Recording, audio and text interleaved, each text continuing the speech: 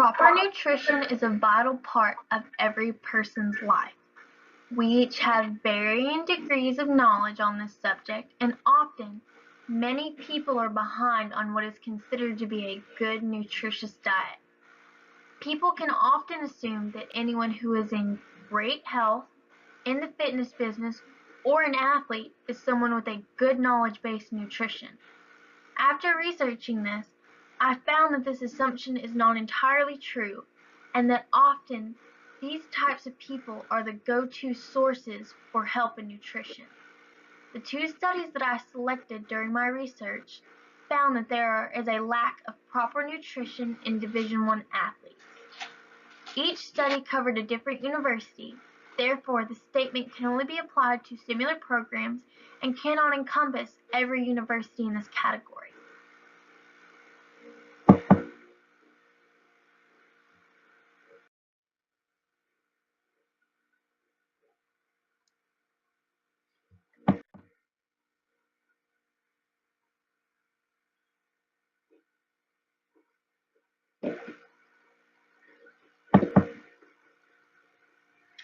The two articles that brought my attention to this subject were Dietary Intakes and Eating Habits of College Athletes. Are female college athletes following the current sports nutrition standards? And Need for and Interest in a Sports Nutrition Mobile Device Application among Division I collegiate athletes. At first, I did not think that this topic would be as interesting as it was until I began thinking about how UNT cares for its athletes versus how the programs that were studied care for theirs. I realized that based on what the articles were reporting, that there are major differences in what I thought would be similar athletic programs.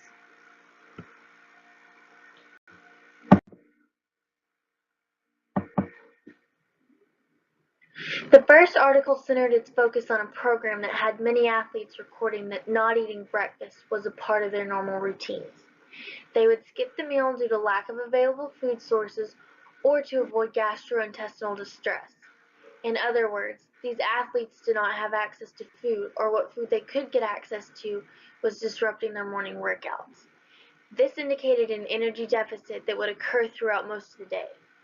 Many athletes would instead consume most of their calories during the evening because of their training schedules. The second article assessed a university that did not employ a sports nutritionist, nor did it employ a dietitian. This university did, however, provide meals and access to snacks during competition, but unfortunately was unable to provide more. The NCAA has lifted its restrictions on food, allowing for more flexibility for meals. This has made it easier on some programs, but others still face challenges of finding room in the budget for more meals. From speaking with my peers who work with the athletic teams here at UNT, I've learned about the sports nutritionists and the meals that have been provided for the teams.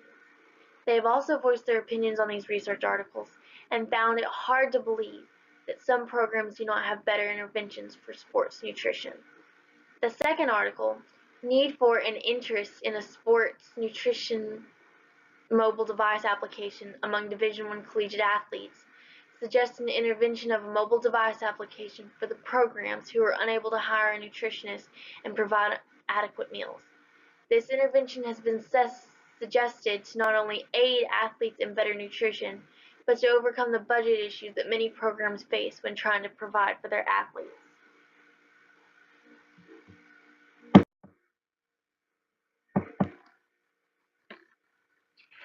Despite the differences in methods used, both groups of researchers came to similar conclusions that interventions must be made in these athletes' diets and habits. The first article mentioned in this presentation, Dietary Intakes and Eating Habits of College Athletes, Are Female College Athletes Following the Current Sports Nutrition Standards, consisted of only female participants. It covered the potential risks that female athletes face over their male counterparts.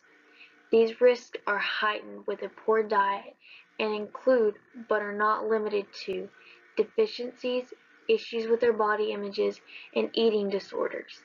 The majority of the subjects did not meet their energy intake needs, along with failing to meet the carbohydrate and protein recommendations that the researchers used as a reference.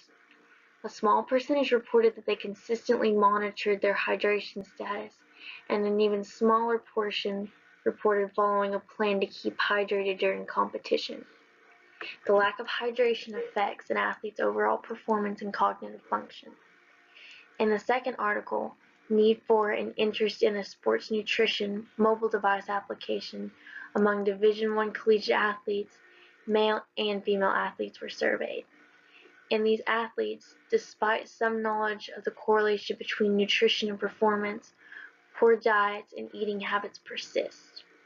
This is a huge possibility due to nutrition advice coming from sources that do not have the level of knowledge that a sports nutritionist would. Once again, these habits affect an athlete's performance negatively.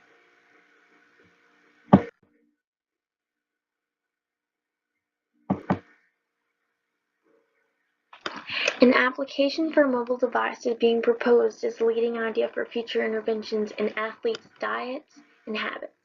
With smartphones and tablets being common, an application would be at the fingertips of almost every athlete. This would allow use whenever the athlete needed it. It would help take some of the strain off the athlete who cannot find time to fit in a meeting with a nutritionist, and it would lessen the stress on those who do not have access to one. This application would ease some of the time management issues that collegiate athletes face every day with their hectic schedules. It would also help sports nutritionists manage programs where the nutritionist to athlete ratio is overwhelming. In some programs, it has been found that often there are not enough sports nutritionists employed to cover and engage with the athlete.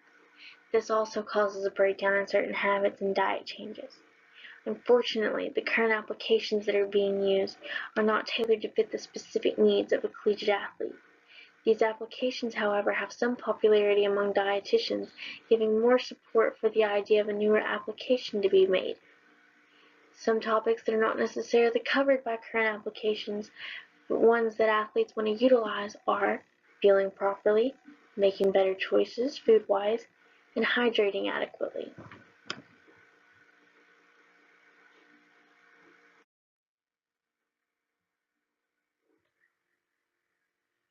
The gaps in the athlete's knowledge appear to come from an overall lack of resources and scientific evidence.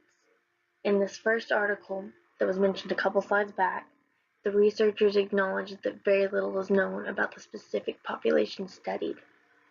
The specific population being female Division I collegiate athletes.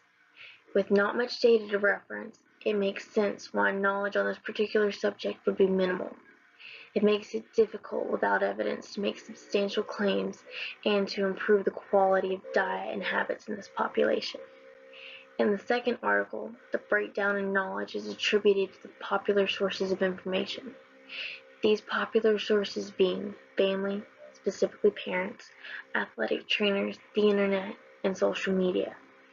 These sources often have out-of-date information and/or incorrect information.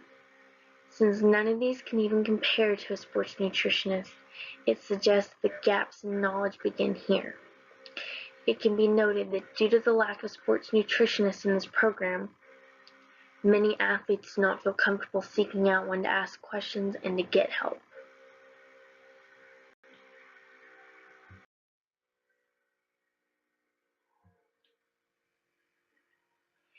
In conclusion, both articles use different methods to come to the same realization that something must be done about the poor diets and poor nutrition habits in these Division I athletes.